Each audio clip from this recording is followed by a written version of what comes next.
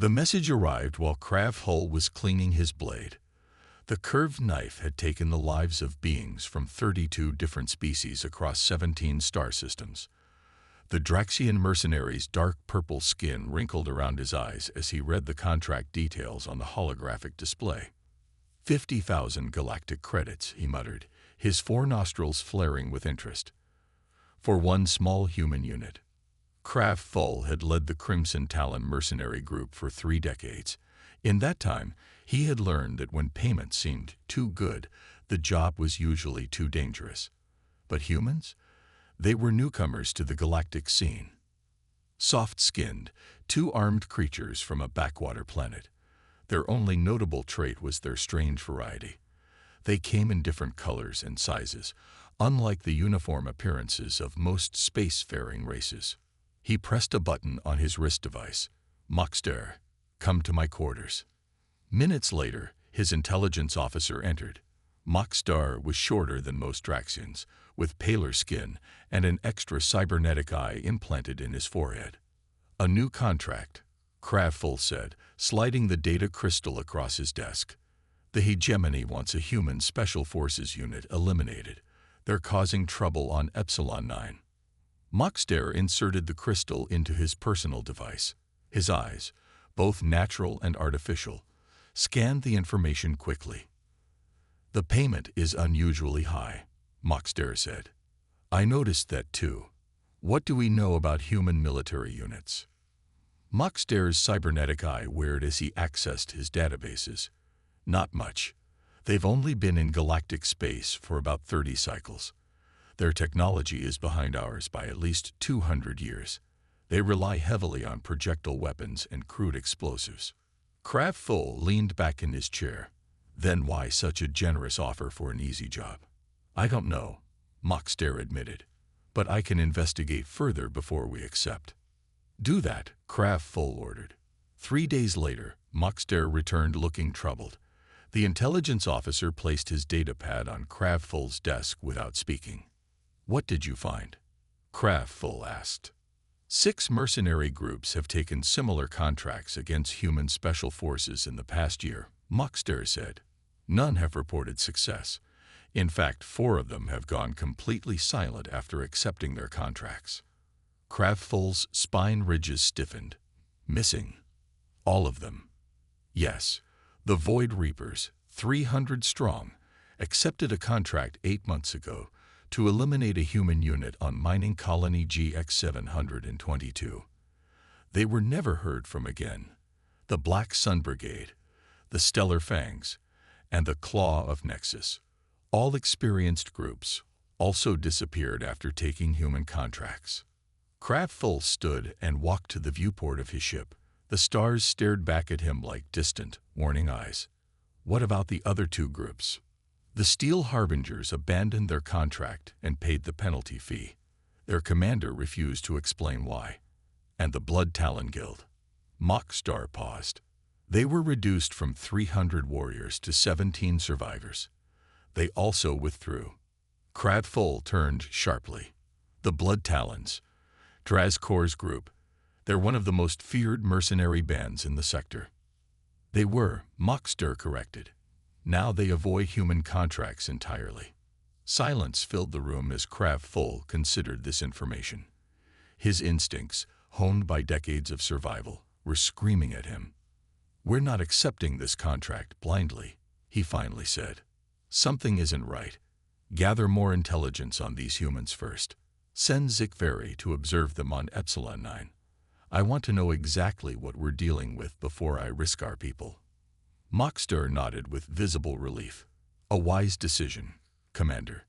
As his intelligence officer left, Krav Hull returned to cleaning his blade. He had killed beings from 32 different species, but humans weren't on that list. And based on what he just learned, he wasn't in a hurry to add them. "What are you hiding?" he asked the empty room, thinking about the mysterious humans who could make veteran mercenaries disappear. "And why is someone so eager to have you killed?" Lieutenant Jack Miller wiped sweat from his forehead as he studied the map projected above his portable field desk. The dense jungle of Epsilon 9 surrounded the small clearing where 5 humans had made their temporary base. They had been on this planet for 3 weeks, living among towering trees with blue-green leaves and strange animals that howled during the 3-hour night cycle. "Lisa, anything new on communications?" Miller asked. Lisa Franklin looked up from her equipment, small and quick, with short brown hair and eyes that missed nothing. She was the team's communications specialist. Her fingers danced over her console without looking down. "Nothing from command," she said, "but I'm picking up scattered transmissions in hegemony trading language. Seems like they're bringing in more harvesters to the northern zone." Miller frowned. Their mission was simple on paper: protect the native Epsilon inhabitants from hegemony forces who were stripping the planet of resources. The locals were peaceful 6-limbed creatures who lived in harmony with their environment. They had no concept of war, which made them easy targets. "Any word on how the evacuation of the Epsi village is going?" Miller asked. Daniel Wright, the team's demolitions expert, looked up from the small device he was assembling. "Olivia reported an hour ago. She and Ben have moved most of the village to the cave system. They should be back by nightfall." Miller nodded and returned to his map. His team had been disrupting hegemony operations for weeks, sabotaging equipment, redirecting supply ships, and helping relocate native villages before they could be displaced or worse. The hegemony, a collection of resource-hungry alien civilizations, hadn't figured out who was causing the problems yet. Miller wanted to keep it that way. Lisa suddenly sat up straight, her hand pressing her earpiece tighter. "Jack," she said quietly, "I'm picking up something strange. Non-hegemony transmissions, encrypted." The other team members stopped what they were doing. "What language?" Miller asked. "Not sure. Nothing in our database matches exactly, but parts of it resemble Draxian military code." Miller's expression darkened. "Draxians? They're mercenaries. Play it." Lisa adjusted some settings and harsh, clicking sounds filled the air.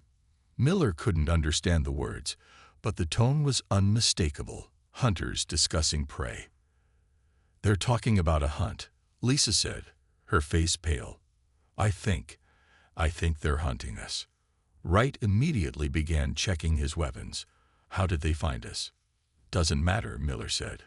"Battle stations. Lisa, keep monitoring. Ben and Olivia need to be warned."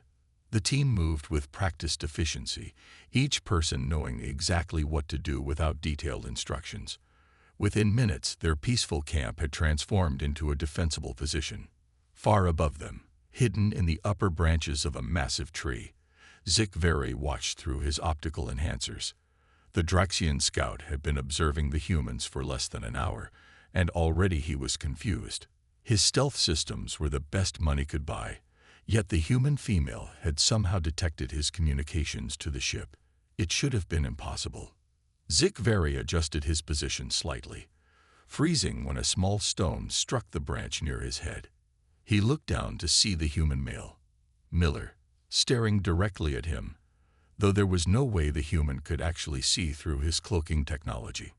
The human pointed 2 fingers at his own eyes, then pointed directly at Zik Very's position. A cold feeling spread through the Draxian's body. Somehow, they knew he was there. He needed to report this to Kravthol immediately. As Zik Very began to retreat, he heard a soft thump behind him. He turned to find the human female, Lisa, perched on a branch that should have been impossible for her to reach so quickly and quietly. "Hi there," she said, raising what looked like a primitive projectile weapon. "Want to come down and talk?" Zik Very activated his emergency teleport, disappearing in a flash of light, leaving behind a very surprised Lisa Franklin and a team of humans who were far more dangerous than any report had suggested. Vexnor had been watching the humans for 3 full planetary cycles. Each day on Epsilon 9 lasted 27 standard hours, and he had spent nearly every minute of that time observing the 5-person human team. Unlike Zik Very, who had retreated after being detected, Vexnor was Kravthol's most experienced tracker. He knew how to remain truly invisible. He perched on a cliff overlooking the jungle valley, his adaptive camouflage skin matching the reddish stone perfectly. Through his long-range viewers, he watched Sergeant Daniel Wright setting traps around the perimeter of the human camp. Fascinating. Vex Nor whispered to himself as he recorded everything. The human was using only materials found in the jungle: vines, rocks, sticks, and strange paste made from local plants. Nothing technological. Yet Vex Nor, who had studied combat tactics for 40 years, recognized the deadly efficiency of each simple trap. A small beep from his wrist device reminded Vex Nor to report in. He touched the communicator and spoke softly. "This is Vex Nor. Day 3 of observation continues." Craftful's voice answered. "What have you learned today?" "The humans continue to show abilities that exceed our intelligence reports," Vex Nor said. "The one named Wright has been setting primitive traps using only local materials, yet my analysis suggests they would be effective even against our armor. Are they using technology we don't understand?" Craftful asked. "No," Vex Nor replied. "That's what makes it strange. They have advanced equipment, but they often choose not to use it. It's as if they're training to function without it." Vex Nor shifted position slightly as a flying insect the size of his fist buzzed past.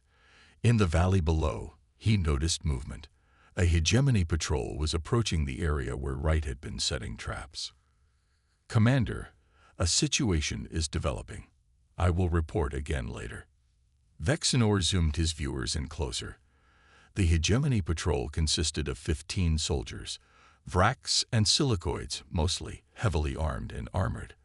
They were moving in standard search formation, clearly looking for the humans who had been disrupting their operations.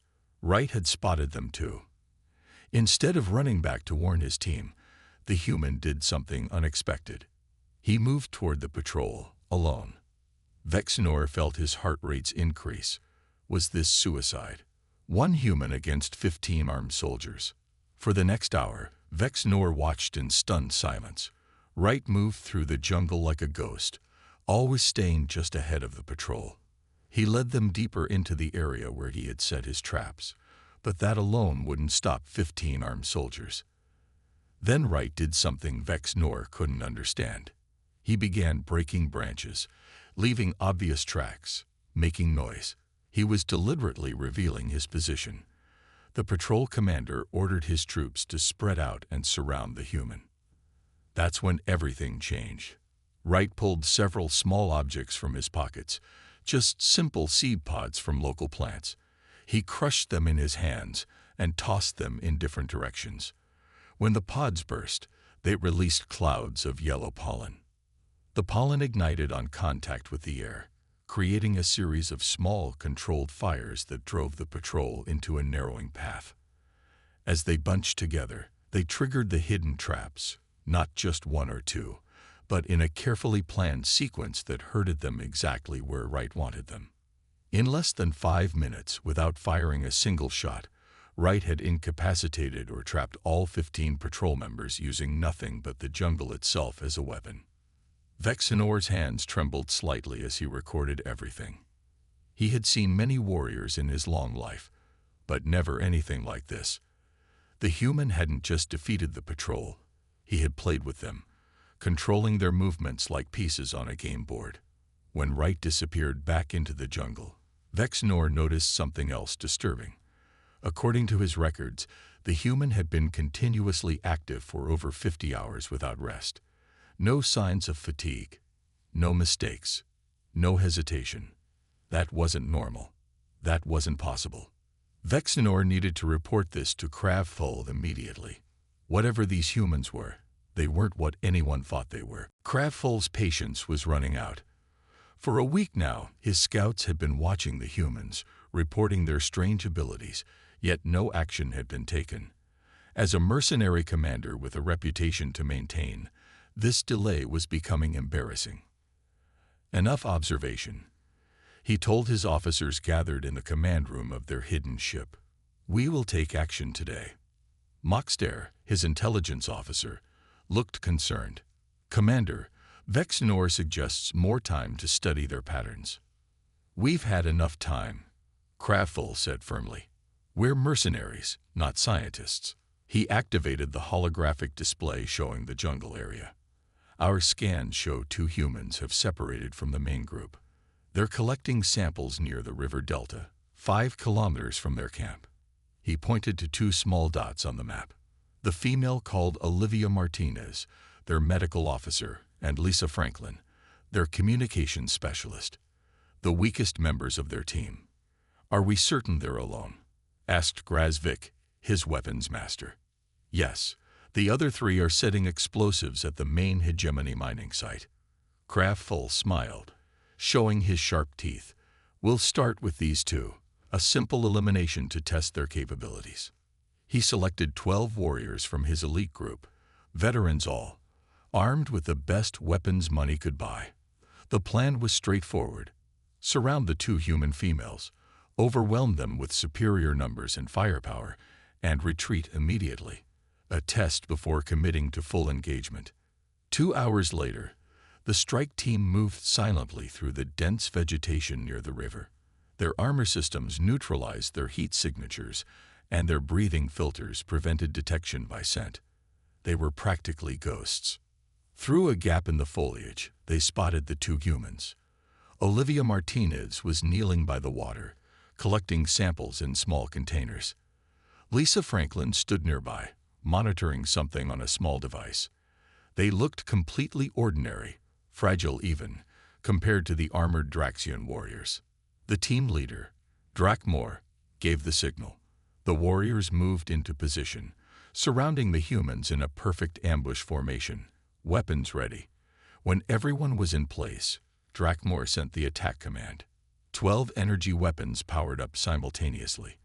The sound was barely audible, but Olivia Martinez's head snapped up instantly. What happened next would haunt the survivors forever.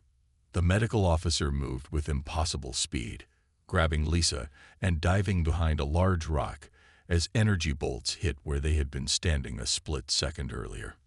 Before the warriors could adjust their aim, Lisa had somehow produced a small mirror from her pocket and was using it to blind the optical sensors of the nearest attackers. Spread out, Drakmor ordered, but it was already too late. Olivia had thrown 3 of the sample containers into the air. They burst open, releasing a thick gray mist that blocked the warriors' vision. Through the fog, they heard a sound no Draxian warrior would ever mistake: the pulling of a grenade pin.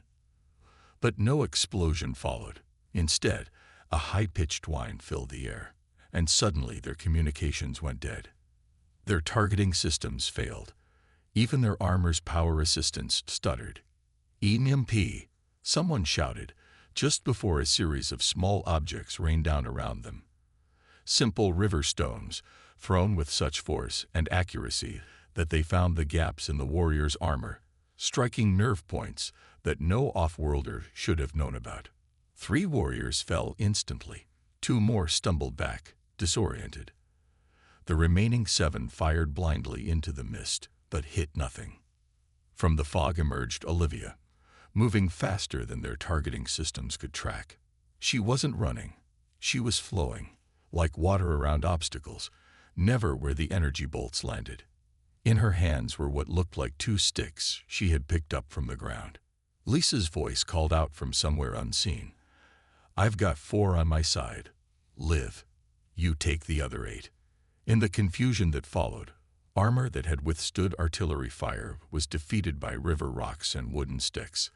Advanced warriors with decades of combat experience were outmaneuvered by 2 humans who, according to all intelligence, were support specialists, not frontline fighters. Only 2 warriors managed to retreat, both wounded, both shaken to their core. As they limped back to the extraction point, one of them whispered to the other, "What are these creatures?" Cravful smashed his fist against the wall of his command room. 10 warriors lost to 2 humans, 2 support specialists, not even their main fighters. The survivors described combat moves that defied logic and biology. The medical officer had moved faster than our targeting systems could track. Impossible. "Prepare all troops for a full assault," he ordered. We'll hit their base with everything we have. Moxter looked troubled. Commander, perhaps we should reconsider this contract. The payment is substantial. But are you suggesting we run away? Craftful growled. The Crimson Talons have never failed a contract. Before Moxter could respond, a communications officer burst into the room. Commander, we're receiving a direct transmission. It's breaking through our security protocols. Craftful frowned. From who? Drazcor of the Blood Talon Guild. The name silenced everyone in the room. Drazcor was a legend among mercenaries, ruthless, efficient, and never known to break the strict codes of their profession. For him to initiate direct contact with another guild leader during an active contract was unheard of. Put it through, Craftful ordered. The main screen flickered, and the scared face of Drazcor appeared. His once impressive crest was half missing, burned away by some terrible heat. One eye was replaced with a crude cybernetic implant, not the sophisticated kind most mercenary leaders could afford, but a basic model that suggested desperate circumstances. Craftful, the rival guild leader said without greeting, "You're hunting humans on Epsilon 9. It wasn't a question." Craftful straightened his spine. "Our business is our own, Drazcor." "Abandon the contract," Drazcor said. His voice was flat, without its famous commanding power. "Walk away. Now." Craftful felt anger rising in his chest. The Blood Talons giving advice to the Crimson Talons. Has the galaxy turned upside down? "I'm not giving advice," Drazcor said. "I'm trying to save your life. 2 stellar cycles ago, my guild accepted a contract against a human special forces team on Terra 7. We were 300 strong." He moved the camera, showing the room behind him. Only a handful of warriors were visible, many with missing limbs or terrible scars. "Now we are 17. Silence filled Craftful's command room. Drazcor continued, his voice hollow. "I'm sending you footage. Our helmet recordings from the engagement. The hegemony doesn't want this information shared, but I won't watch another guild destroyed by ignorance." The screen split, showing battle footage from a warrior's helmet cam. The images were chaotic. Flashes of combat, explosions, strange figures moving at the edges of vision. Then the footage stabilized, focusing on a human male in a sniper position. The recording showed Draxian warriors sneaking up behind him, releasing a canister of blinding gas directly in his face. The human, identified in the footage as Specialist Alan Cooper, fell back, clearly unable to see. The Draxians moved in for the kill. But instead of surrendering, the blinded human rolled away, grabbed his rifle, and began firing. Each shot found its target with perfect accuracy. The helmet cam showed a tactical display confirming kill after kill at distances over 800 meters. "That's not possible," whispered Moxter. "He can't see." "He was using his hearing," Drazcor said. "We tested it, made different noises from different positions. He shot at each one. Perfect hits every time." More footage followed. Humans continuing to fight with injuries that should have been fatal, communicating without words as if they shared one mind, using primitive weapons with impossible skill. "They're not normal," Drazcor said. "Whatever you think humans are, whatever your intelligence says they are, it's wrong. They evolved on a death world none of us could survive on. They're built different." Craftful stared at the screen, at the broken leader of what had once been the most feared mercenary guild in the sector. "What are you saying?" "I'm saying run," Drazcor replied simply. "Run before you learn what we learned. There's not enough money in the galaxy to make fighting human special forces worthwhile." The transmission ended, leaving Craftful staring at the frozen image of a blind human sniper making an impossible kill. Craftful spent the next 3 days in his private chambers, reviewing everything known about humans. He ordered Moxter to gather all available information from across the galaxy. The mercenary commander had never backed down from a contract before, but Drazcor's warning had shaken him deeply. The more Craftful learned, the more disturbed he became. "Moxter, "Show me the pattern of mercenary encounters with human special forces again," he said, staring at the large display screen on his wall. His intelligence officer brought up a star map with red dots marking confirmed engagements. 23 recorded contracts against human special forces in the past 5 years, Moxter said. Of those, 17 resulted in the complete destruction of the mercenary group. 4 were abandoned with heavy losses. Only 2 were completed successfully. And those 2? Both involved large groups of humans with minimal training, not their elite forces. Krav nodded slowly. "What about this report from the Jovian Moon Outpost?" Moxter pulled up the file. A human captain named Nicole Peterson was captured after her ship was disabled. The hegemony hired the Stone Fang Guild to extract information about Earth's defense systems. Krav read the report with growing amazement. Captain Peterson had endured 2 weeks of interrogation techniques that would kill most species. After 14 days, she had somehow dislocated all her joints to slip out of restraints that should have been physically impossible to escape from. She then eliminated an entire security detail, using only a dining utensil. "Is this verified?" Krav asked. "Multiple sources confirm it," Moxter replied. "The Stone Fang Guild was wiped out. Only security footage remains." Krav turned to another screen showing biological data, and this analysis of human physiology. Compiled by Dr. Zex Tor, the leading xenobiologist in the Orion sector. The data showed that humans had evolved on a planet that would be lethal to most sentient species. Earth had extreme temperature variations, crushing gravity by galactic standards, and thousands of apex predators. Early humans had survived not through superior strength or natural weapons, but through adaptability and endurance. "Their pain tolerance is off our measurement scales," Moxter explained. "They can continue functioning with injuries that would incapacitate any other known species. Their endurance is even more remarkable. While most species evolve for either short bursts of speed or steady movement, humans can do both. They're persistence predators." Meaning? They don't need to outrun prey. They just keep following until the prey collapses from exhaustion. Krav felt a chill run through his body. They hunt by breaking the will to continue. Exactly. And their adaptability extends to combat tactics. Each human special forces soldier is trained to operate independently if needed. They can improvise weapons from their environment, survive in conditions that should kill them, and coordinate without communication technology. Krav moved to another screen showing footage of humans in vacuum without protective suits. They didn't immediately die as most species would. Instead, they remained conscious for almost 30 seconds, enough time to reach safety in some cases.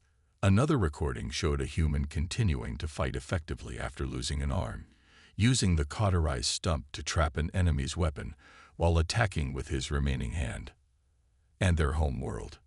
Krav asked. "A death trap," Moxter said. 70% covered in undrinkable water, constant natural disasters, weather systems that can level cities, wildlife that carries deadly diseases. Yet they thrived there, building civilizations in places no sane species would inhabit. Krav stared at the data for a long time. The evidence was clear. These weren't just another species with unusual tactics. Humans were fundamentally different from anything his mercenaries had faced before. They didn't follow the normal rules of biology or combat. "Gather the command staff," he finally said. "I've made my decision about the contract." Krav stood before his assembled command staff in the main briefing room of his ship. 20 veteran warriors watched him with a mixture of curiosity and concern. They had never seen their commander so troubled before a mission. "I've called you here to announce my decision regarding our contract on Epsilon 9. Krav began. He paused, aware that his next words would shock many of them. "We are rejecting the contract." Murmurs spread through the room. Grazvik, his weapons master, stood up. "Commander, with respect, we've never walked away from a job before. The Crimson Talons have a reputation to maintain. We also have lives to maintain," Krav replied.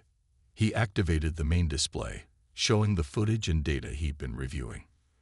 I've studied every available record of engagements with human special forces. The evidence is clear.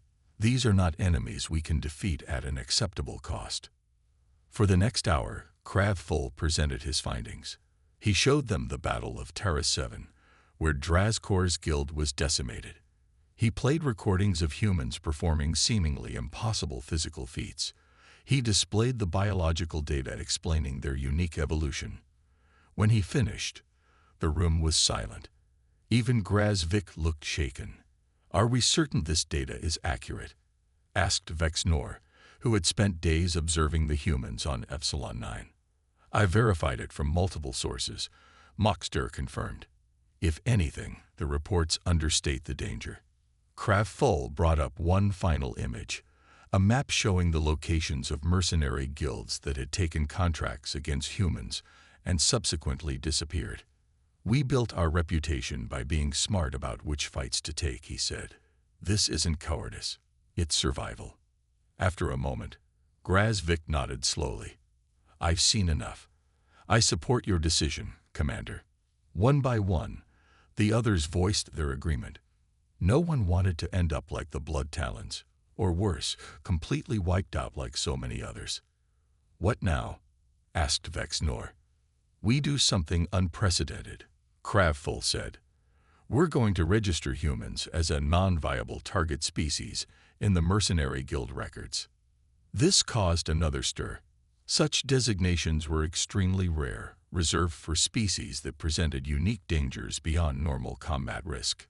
"I'm preparing a detailed briefing for other guild leaders," Kravfull continued. "We have a responsibility to share what we've learned. Too many good warriors have died already because of ignorance about these humans." Later that day, Kravfull sat alone in his quarters, finalizing his report to the Mercenary Guild. He chose his words carefully, knowing they would be read by guild leaders across the galaxy. "Humans do not obey the natural laws of combat," he wrote. "They do not break when they should break, die when they should die, or fail when failure is the only logical outcome. They have evolved in conditions we cannot comprehend and develop combat methods no sane species would consider. The cost of engaging their special forces cannot be calculated because it approaches infinity." He paused, then added one final recommendation. "If your contract names humans as targets, particularly their special forces units, reject it immediately. No payment justifies facing opponents who view death as merely an inconvenience." Kravfull sent the report, then opened a channel to the Hegemony Contract Officer. "This is Commander Kravfull of the Crimson Talons. We are officially rejecting the Epsilon 9 contract and accepting the penalty fee." The Hegemony Officer looked outraged. "On what grounds?" Kravfull allowed himself a small smile. "Target species classified as non-viable. Check the Mercenary Guild registry if you need clarification."